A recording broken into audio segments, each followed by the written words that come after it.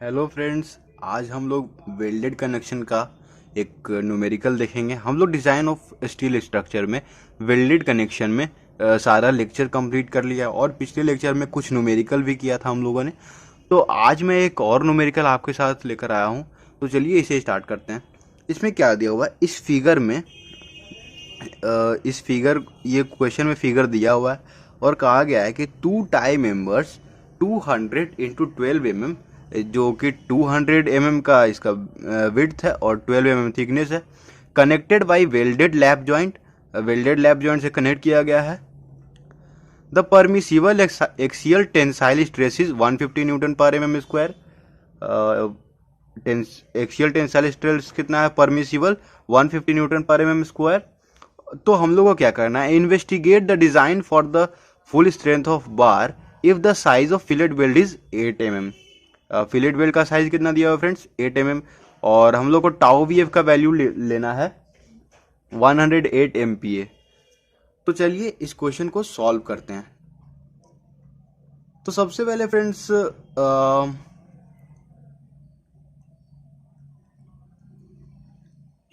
यहाँ पे देखिए क्या क्या दिया हुआ है, वो चीज़ पे गौर करते हैं। हम लोग को साइज ऑफ बेल दिया हुआ है, तो हम लोग थ्रोट थिकनेस फाइंड कर सकते हैं।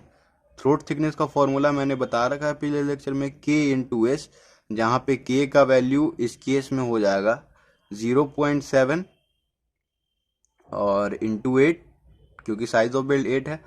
तो इसको कैलकुलेटर में पुट करते हैं, 5.6 mm हो जाएगा ये। ठीक है फ्रेंड। अब नेक्स्ट चीज़ क्या है, हम लोग एक पहले प्लान करते हैं कि क्या क्या हम लोग को करना है। तो फ्रेंड्स हम लोग स्ट्रेंथ ऑफ ये पूरा मेंबर का जो स्ट्रेंथ है वो पहले फाइंड कर लेते हैं, और फिर एंड फिलेट वेल्ड और side fillet, sorry diagonal fillet weld और एंड फिलेट वेल्ड के वजह से जो हमें स्ट्रेंथ मिलेगा उन दोनों को ऐड करके जो पूरे बार का स्ट्रेंथ निकलेगा उससे मिलाकर देखेंगे। अगर इस जो हम लोग इन दोनों को ऐड करके निकालेंगे, अगर वो जो फुल स्ट्रेंथ ऑफ बार से ज़्यादा आ गया तो सही है, हम लोग डिज़ाइन कर सकते हैं, अगर नहीं है तो नहीं कर सकते हैं। वही हम लोग को क्वेश्चन में दिया हुआ है, investigate the design for full strength. तो सबसे पहले हम लोग फुल स्ट्रेंथ ऑफ बार निकाल लेते हैं। ठीक है फ्रेंड, फुल स्ट्रेंथ ऑफ बार, उसका फॉर्मूला क्या हो जाएगा? Sigma 80 into area, area of बार। तो सिग्मा 80 कितना दिया हुआ है? 150 इंटू एरिया क्या हो जाएगा? 200 इंटू 12। और इसको कैलकुलेट कर लेते हैं।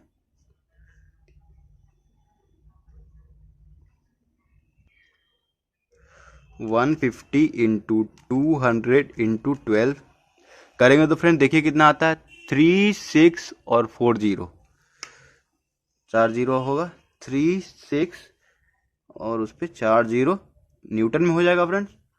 अब हम लोग क्या करेंगे, सबसे पहले एंड फिलेट के लिए, फॉर एंड फिलेट वेल्ड, उसके लिए हमारा इफेक्टिव लेंथ क्या हो जाएगा? एल इफेक्टिव क्या हो जाएगा? 60 इधर है और 60 इधर है, तो 60 + 60, 60 + 60 120 mm। अब इसका स्ट्रेंथ निकालते हैं। स्ट्रेंथ निकालने का formula tau v f into l effective into throat thickness. Strength of end fillet weld is equals to formula tau v f into l effective into throat thickness t t. Tau v f कितना दिया हुआ friends? 108 into, और l effective 120 into throat thickness 5.6 हो जाएगा। देखिए 5.6 और l effective 120। तो इसको कैलकुलेटर में पुट कर लेते हैं। 108 इंटू 120 इंटू 5.6, 72576, 72576 न्यूटन। अब नेक्स्ट क्या होगा हम लोग का, डायगोनल फिलेट वेल्ड, जो दो दिया हुआ डायगोनल फिलेट वेल्ड, एक तरफ ये, एक ये दो इधर दो इधर, तो उसके लिए हम लोग निकाल लेंगे for diagonal fillet weld. Friends बहुत ही इजी क्वेश्चन है, अगर देखा जाए तो अगर नॉर्मली आप सॉल्व करते जा रहे हो, क्वेश्चन सॉल्व कर रहे हो तो इजी लगेगा, अगर वही आप इसे सॉल्व नहीं कर रहे हो तो टफ लगता है ये। इफेक्टिव लेंथ एल इफेक्टिव कितना हो जाएगा, एल इफेक्टिव कितना होगा, a b plus c d plus e f plus g h. ठीक है फ्रेंड, इसको लिख लेता हूँ मैं सबसे पहले, e b plus c d plus e f plus g h. अब ए बी का तो वैल्यू पता नहीं है तो पाइथागोरस थ्योरम से हम लोग पता कर लेंगे। A b is equals to क्या होगा, देखिए यहाँ पे ये जो वैल्यू होगा वही ये होगा, वही ये होगा, यही होगा, तो 70 ये है और 70 ये है, तो ये पाइथागोरस थ्योरम लगा देंगे, तो root under 70 square plus 70 square, calculator में पुट कीजिए इसे और वैल्यू ले लीजिए, 70 स्क्वायर प्लस 70 स्क्वायर 98.9 आ रहा है फ्रेंड। तो चलिए 99 ले लेते हैं इसे, ए बी का वैल्यू 99 मान लेते हैं, 98.9 आया है तो 99 mm तो लिख ही सकते हैं इसे। सो एल इफेक्टिव क्या हो जाएगा, 1 2 3 4, तो 4 इंटू 99 हो जाएगा, तो ये हो जाएगा 396 mm। सो स्ट्रेंथ क्या होगा, strength of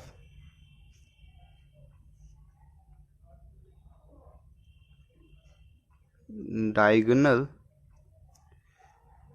fillet weld equals to tau v f into l effective,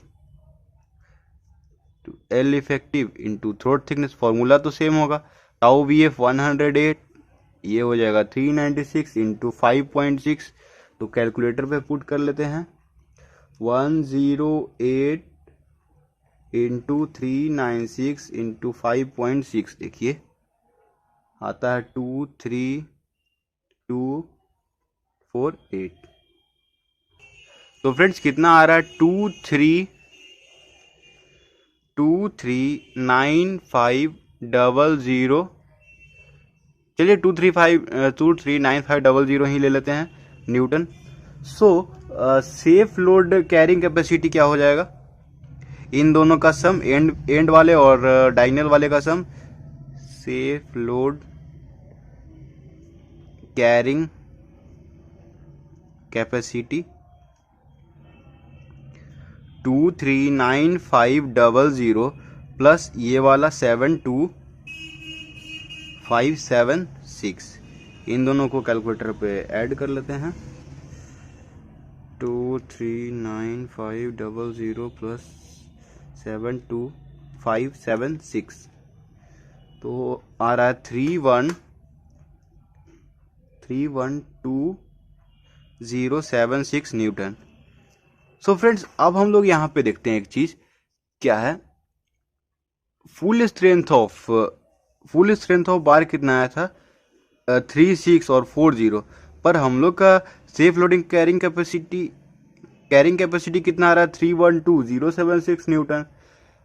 तो फ्रेंड्स अगर इससे फुल स्ट्रेंथ से ज़्यादा आता तो सेफ था, हम लोग डिज़ाइन कर सकते थे, पर क्या है हम लोग का सेफ लोड कैरिंग कैपेसिटी ही कम आया, तो क्या हम डिज़ाइन कर सकते हैं, नहीं कर सकते हैं, हम लोग डिज़ाइन नहीं कर सकते हैं, क्योंकि अगर डिज़ाइन कर दिए, बना भी दिए, तो बाद में क्या होगा कि हम लोग का जो स्ट्रक्चर बनेगा वो फेल हो जाएगा।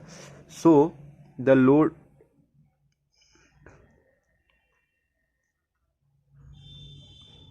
Carrying capacity